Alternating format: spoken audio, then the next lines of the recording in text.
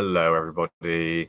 I received some the other day in reference to my novella Sergeant Arson, and this comes from a person who I know is a writer. I've never actually read anything that they've written. He's a writer and musician, and I hold him in like very high esteem. I think as a musician at least, and I know he's written a few books also. Yeah, I think what the sorts of things he'd have to say certainly may well have a degree of relevance and importance for what I'm trying to do with my books. The piece of advice he gave me was show, don't tell. And I went through my book and I was sort of like reading, a lot of it is sort of there's quite a bit of exposition in there, or there's a degree of exposition in there. And he also told me to sort of take a look at my favorite novel, which I have here, which is Gravity's Rainbow by Thomas Pynchon, and to sort of see the extent to which he, for instance, shows and doesn't tell. And so the first line of it is a fantastic first line, by the way, of the novel. A screaming comes across the sky. That is all showing, granted. It has happened before, but there is nothing to compare it to now. It is too late. The evacuation still proceeds, but it's all theatre.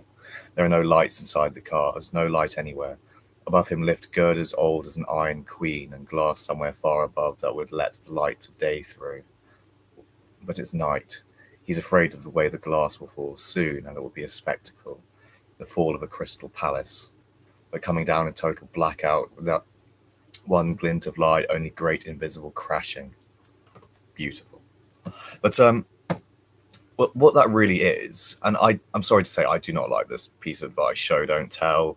I think if you really follow that, because what that passage just read out is not really showing or telling. It's a combination of the two. It's showing and telling, I think, in pretty much perfect balance.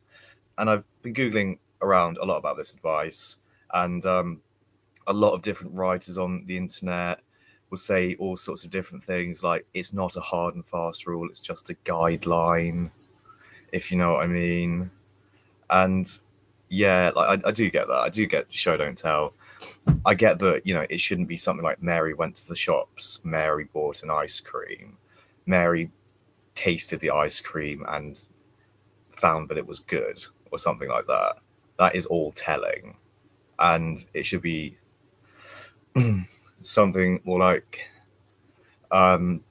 Mary walked past a brightly lit ice cream parlor and had the sudden hankering for an ice cream.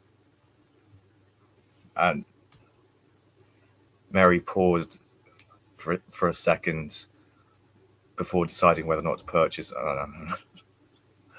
And or deciding whether or not she needed to keep her figure in better trim or something like that. And then thought, hang the sense of it, I'll go get myself an ice cream on this beautiful summer's day, or something like that. Or on this radiant summer's day, something like that. But and that's the other thing that like all showing can lead into. It can lead into making your prose flowery, if you know what I mean. And there's an adjective for every different thing, and the adjective is sort of obscure and feels clunky, and it's too flowery. You know what I mean? And like you don't really want to be adding in these pointless descriptions for every little thing in your book. And yeah, it is okay to tell from time to time also.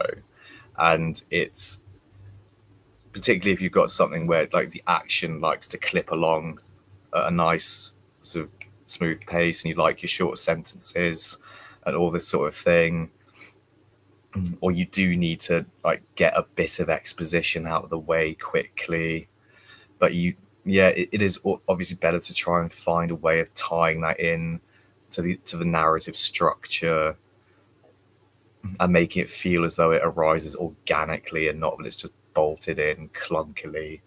But and then again, the other thing you want to try and avoid with all showing is hiding every detail of the narrative, every detail of the story behind some sort of allegorical piece of description that's meant to signify something about the plot and that doesn't, if you know what I mean. For instance, like what I'm doing, like with what I'm doing, it's a story about a corrupt cop. So I can't sort of really.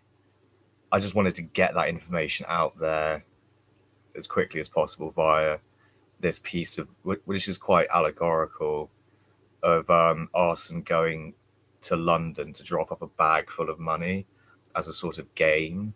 This money is derived from his illicit earnings via his corrupt dealings in Swindon.